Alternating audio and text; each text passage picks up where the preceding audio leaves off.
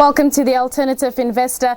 Fitch expects the world growth to go by 6.3%. This coming from the latest global economic outlook. But against this growth that they're expecting, we're still dealing with COVID-19 infections impacting African countries as vaccination becomes slower. Of course, we do have the Delta variant that also is moving around. But what does all of this mean in the context of South Africa, given what's happening here economically? And to have that conversation, we are joined by Jan Friedrich, who is a senior director at Fitch Ratings. Jan, thank you so much for your time. Before we look at the aspect of South Africa, let's talk about this global growth and your expectations for it.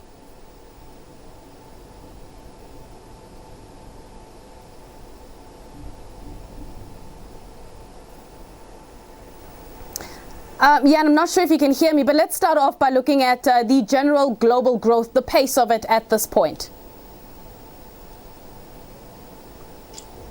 Yeah, I mean, we are certainly saying we just revised our forecast for the world economy significantly.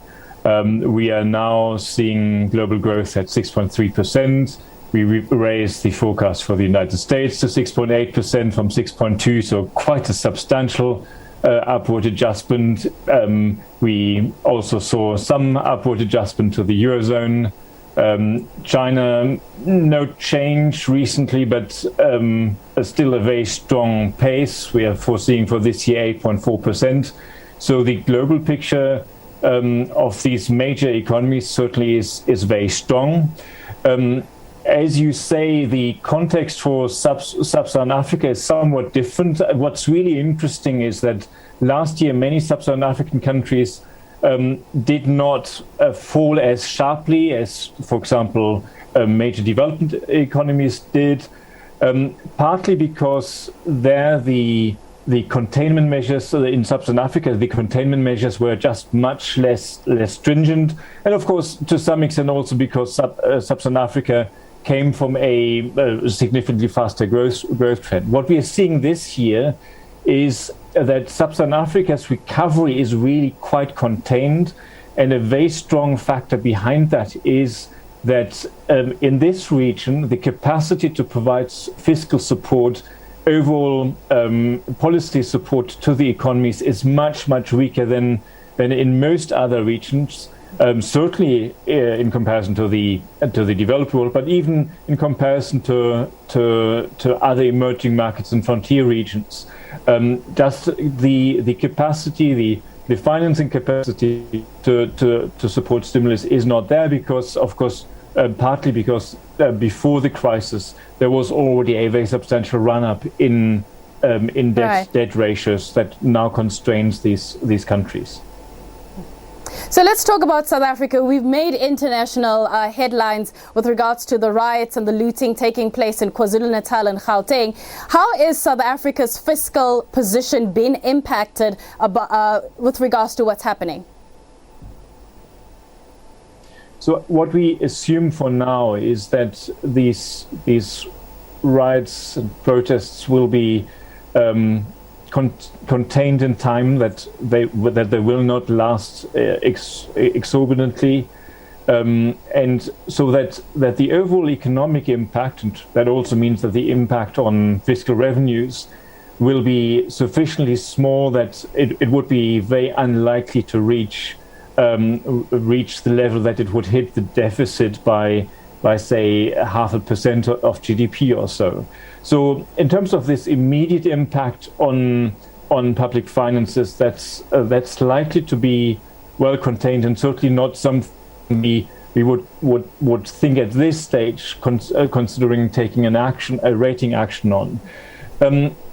Now, there are, of course, a bit broader consequences, basically in terms of raising some risks that the government might be inclined to spend a bit more, might be inclined to be a little bit more open to quickly settling the wage negotiations, potentially at a somewhat higher impact on the public finance than would otherwise be the case, and potentially also be somewhat more reluctant to pass reforms that are a bit more controversial.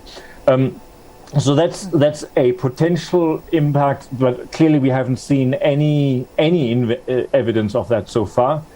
And I mean, I think it's worth highlighting that this writing does highlight some fundamental characteristics of the South African sovereign that are quite unusual. There's extremely high inequality, extremely high unemployment. That just means fundamentally there's quite a high risk of significant social pressures. Before I let you go, what is the investor perception of South Africa, prior to some of these riots that we've seen? What are you hearing from some of people who are talking to you? I mean, of course, they often say it's probably the most advanced economy in sub-Saharan Africa. We can always hear very substantial respect for key institutions, particularly the SAP is often mentioned. I mean, that's clearly a very important anchor for macroeconomic stability. But clearly, you also hear concerns about the social difficulties that are long-standing. That those things are not something completely new. And for example, the discussions about land distribution, although typically the actual issue at stake is very limited in terms of impact on investors or negligible, it is certainly raising concerns about how strong in the long term the protection of property rights might be. Right. And unfortunately we've run out of time, but we certainly would love to have you back on the show because there's so many things we'd love to discuss with you. South Africa's debt to GDP, how we can get back our ratings and what we need to do practically outside of the controversial reforms, of course. That is Jan Frederik, who is a senior director at Fitch, joining us all the way from Hong Kong to give us Fitch's perception of what is happening in South Africa. We're going to take a break.